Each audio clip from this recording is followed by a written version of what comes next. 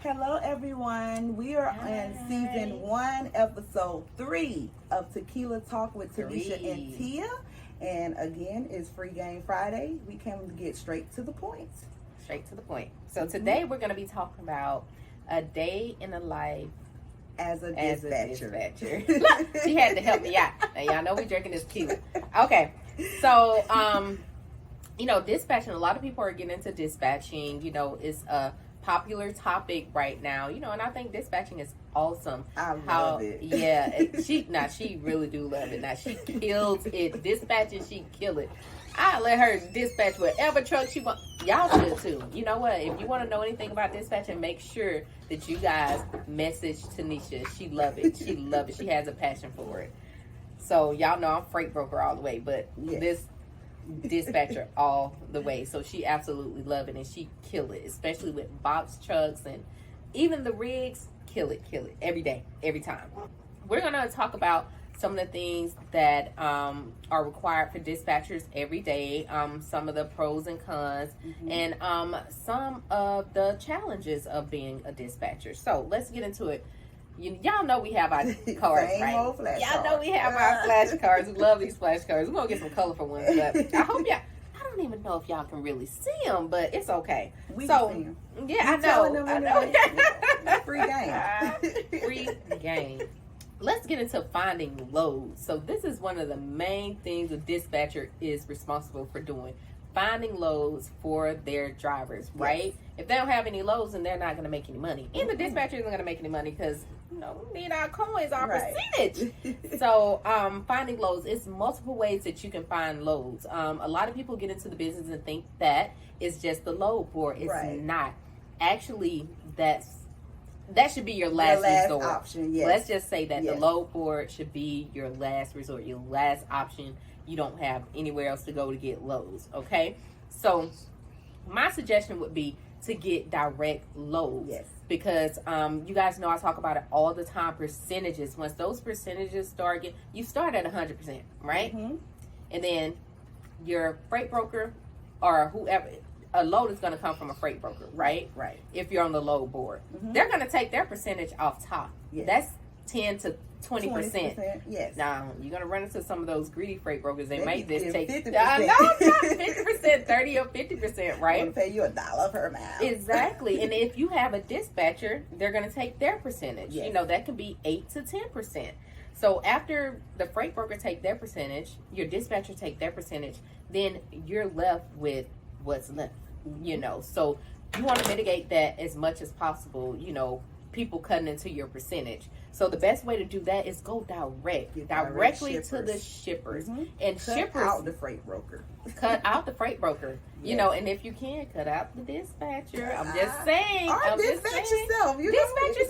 Dispatch yourself. I'm just being honest. Don't cut me out. Don't cut. Yeah, she's gonna find you loads. Don't cut her out. But the ideal thing to do, if you do have a dispatcher, allow your dispatcher to use your information to get you direct shipment from shippers. Mm-hmm. Call around, prospect manufacturers, prospect shippers. Tell them that you're asset based. Yes. The shippers love asset based carriers. Yes. Sending them loads directly. That's they don't have to deal with a third party, which is a broker. Yes. So most manufacturers will be open to working with you directly and sending you loads directly. Mm-hmm. Even for our trucks, that's mainly how we get our loads, directly from shippers. So make sure that you look into prospecting shippers trying to get direct loads. Now, starting out, when you have a new authority, starting out it's going to be a little bit more difficult. And a lot of shippers don't even want to work with you with a brand new authority. No. Your authority have to be aged at least 60 to 90 days. I think Amazon and TQL, those are two of the main brokerages, which are larger brokerages, right? That'll take you out the gate and work with you. But if you try to go to the load board to find a load, most of those brokers that's posting loads to the load board, they're going to tell you they don't work with new carriers. So you want to make sure that you're trying to mitigate that as much as possible. But get an Amazon account. Yes. Get a TQL account. When you're first starting out. When you're first starting out, exactly. Mm-hmm. Because it can be challenging finding loads within those first 2 months that you're in operation. Yes. Let's keep it moving. We ain't giving you everything. I know, right? But we're giving you enough. We're giving you enough to do your research. Right. Okay. Negotiations. Now, Tanisha is really good part. at this. She can talk about this because she's awesome at negotiating. She's not going to take no for an answer. She's like, oh. And I'm not going to take what they initially offer. So you always negotiate. You know, you have your set amount of what you're willing to take amount, and you keep that amount. Don't matter what they tell you or what they say. Stick to your amount that you want to set for per mile. And if they don't want to take it, just move on to the next one, you know. And that's why we discuss developing those relationships with and getting direct shipments, because they're automatically going to give you what you ask for. Yep. So when it comes to negotiating, stick to what you want, you set for yourself, and don't budge. Don't budge at all, Yeah. because once you start budging and taking lower rates, you're gonna run the rates down for everybody. Right. Okay, if enough people are doing it. I'm telling you. That's first and foremost. And then second, you're gonna run yourself out of business. So don't take cheap loads. Cheap freight is a no-go. Right. Cheap freight, we don't do that. No. Yep. I'd rather sit than to take cheap freight. Yes, most definitely. Because you're gonna find something. You're going to find something. It's not just going to be that one specific load that they're trying to give you for cheap. You're going to find let something. Those brokers intimidate you. No offense, Tia. Don't let those brokers intimidate you. You know, they'll be like, well, I got somebody to take it for this amount. I'll be like, okay, well, contact them. Yeah. Don't let them intimidate you. Stick to your guns, Yes, most definitely. And you're going to find those brokers that's going to take care of you too now. Yep. You know, a good broker like me, I'll take care of you. Give you what you deserve. I know what you need. Exactly. So, make sure that, if it's a lot of asshole brokers out there, trust me, there really are. I've seen it. I've dealt with them myself. So, like Tanisha said, make sure you're sticking to your guns. You know how much it costs to operate your truck. If you don't, you need to calculate how much it costs to operate your truck. It's operation cost for your truck. Yes. And you need to calculate that. Okay? Yes. Make sure you know how much it costs to run your truck. That's very, very important. Yeah, please. Factor in all of that. Your maintenance, your truck note, your everything. Diesel. Yes. Diesel. Your fuel, all of that stuff. Factor in all that. And then you will know exactly how much you need to make per mile in order to see a profit. You don't want to just be breaking even. You want profits. Yeah, you're not out there just to break even. No. Okay. Okay, so carrier onboarding. Yeah, your carrier packets. Yes. So more than likely, when if you haven't dealt with a broker before or a direct shipper, you're gonna have to fill out a carrier packet. And most of the time, you may have your own carrier packet already, but a lot of brokers and shippers, they want you to fill out their carrier packet from your insurance information, your company information. Broker carrier agreement. If you're a carrier, yes, you have your broker carrier agreement that you have to sign. Of course, they're going to want you to sign their agreement, right? Yes. But make sure you guys are skimming through those agreements. If you don't read the whole thing, make sure you understand it, what's in there, because it's very important, especially when you start discussing layover pay, detention, which you will have to request a lot. So make sure you understand those fees and exactly what's in there and how they operate, okay? And if it's something that don't look right that's in the agreement, don't sign it. Ask them to change it. They can update it. Tell them you don't agree to this but part. Make sure you read it, because reading is very fundamental when it comes to those carrier packages. You've been just signing, trying to hurry up and get the load, and don't even realize what you're signing. Exactly. And your 1099, that's also a requirement in your and most brokers ask you to add them as a certificate COI, holder. Yeah. So before they send you the rate confirmation or before they agree to send you the load, right? So you have to contact your agent, or with some insurance companies, you can go online yourself and add certificate holders. So be prepared to do that as well. A lot of carriers bitch about dispatchers number. Yeah. Bitch about dispatchers and how much the percentage that they're getting paid, but it's worth it because you're on the road driving. How are you going to do onboarding when you're on the road driving? How are you going to look for a backhaul when you're on the road driving? So it's very, very, very beneficial to have a dispatcher, and it's worth every percentage. Trust me, because it is a lot of back office. It's a lot of work. with that being said, our next topic is back office. So leading right into back office. That was the perfect segment into back office. So back office. Oh my goodness. Back office. It's a lot. So once we start discussing invoicing, yes, payments, factoring.